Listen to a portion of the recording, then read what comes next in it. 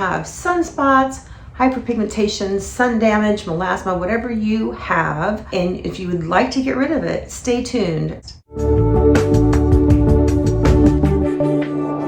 Welcome back. Christine Byer here, licensed esthetician for 24 years, and sunspots, hyperpigmentation, melasma, no matter what you call it, it's a pain.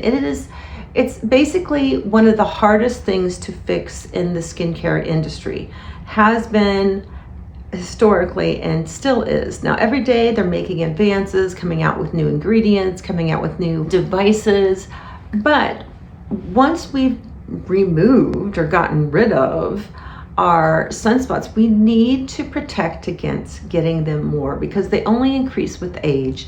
And also note that if you have a darker skin tone, you will be more prone to pigmentation problems than lighter skin tone folks because you have more melanin, and melanin causes the spots. So what we want to do, no matter what type of hyperpigmentation you have. Now look, if you have raised hyperpigmentation or raised dark spots, please go to the dermatologist once a year. I think anywhere you live, that's a good idea, but especially in the Sun Belt states, if you have the harder to heal or there is no cure, harder to fix melasma, it is hormonally driven. And so the routine I talk about in this video will be for maintenance for somebody who has that. And so the first step you need to fix sunspots. Sunscreen, I know it's unsexy, it's not exciting, but there are so many luxury sunscreens now. I tend to love the HOP SPF 50, the House of PLA, but what you'll want to do at night is you need to exfoliate, and you can either exfoliate if you have sensitive, aging skin. I would recommend an enzyme.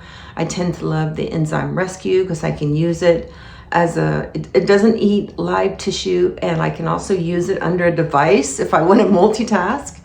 So because the enzyme rescue is actually conductive, and I love my multitasking products. So let's just get it done, right? Once you take that off, you would put on a skin brightener of some type. Know that skin brighteners need to get deeper into the skin to do their work. The melanocytes, they are located at the epidermal junction, and that is deeper into the skin. So if you're just slapping a brightening serum on and you're never exfoliating, you're just not going to get anywhere because those active ingredients need to travel deeper into the skin. So you can also do an acid. I tend to like a blend of fruit acids because those tend to work synergistically to lift up dead cells in sort of a gentler way. And there is glycolic acid. This is an old favorite, right? But the thing is with glycolic acid, that's all there was when I first became an esthetician. That's all there was. And so now we have all these different fruit acids to use. And so I really like a blend of fruit acids because some of them can actually work to brighten the skin. So if you have ascorbic acid and you have from lemons, or you have lactic acid from milk, and you start to blend these fruit acids together, and they work synergistically to lift up those pigmented cells in a really nice way.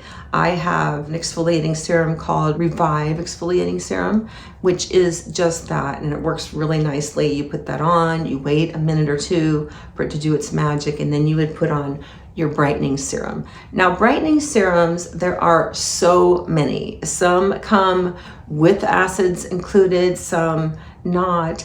I tend to like to exfoliate first and then put on a non-exfoliating serum, or maybe it will have a little ascorbic acid. But things like berberry extract, kojic acid, licorice, daisy leaf, these are all natural skin brighteners that are not going to be hard on the skin. They tend to work better than bludgeoning the skin with a bunch of hydroquinone for a long time. Now, hydroquinone is becoming more and more available at higher levels over the counter, which I think is not great because hydroquinone can be cytotoxic. And that is why if you get it from your derm, they usually have you on for just a period of time, just a series or just a period of time, because it is so hard on the skin. You also want to find 2 that you really like. So for me, it's my Brighten the Day. And my Brighten the Day, it has daisy leaf extract, berberry, licorice. I mean, it's such a beautiful product. It does brighten. I can tell if I haven't used brightening products or I've been trying something else and I use that, the next day everything's calm. And I have freckles, so I will always have spots, right? I will always have them. My freckles lighten like crazy, okay? But they are always there. I don't think there's any such thing as lightening spots to a point where you just don't see them at all. I've not seen that. Maybe in your 20s when the pigmentation is not that deep, but once it's in the dermis, it is much harder to get rid of. So what I was saying is, so you'll want 2 that you can go back and forth between, because your skin will get used to and build up a tolerance to certain brightening agents. And so what I like to do is sort of trick my skin so it never really knows what's coming. I will switch between my Brighten the Day and the Dr. Estee Whitening A Serum because they work in slightly different ways. The Dr. Estee is more vitamin C based, and they just work in slightly different ways. And so I will switch back and forth just to keep my skin sort of guessing, right? And then you want to use some really nice antioxidant moisturizer on top of that. And any of the moisturizers I sell, are packed with vitamin C and all this stuff. So you could do a vitamin C serum under that, but usually brighteners have vitamin C in them, or you could just do a vitamin C moisturizer. But you want to lock all that in with some sort of moisturizer at night. And so that's your nighttime routine. That is what you need to brighten your skin. In the morning, you can put your skin brighteners on again. I would do a very light one. Don't exfoliate again in the morning. Just wash your face, put your skin brightener on, your moisturizer, sunscreen, and call it a day.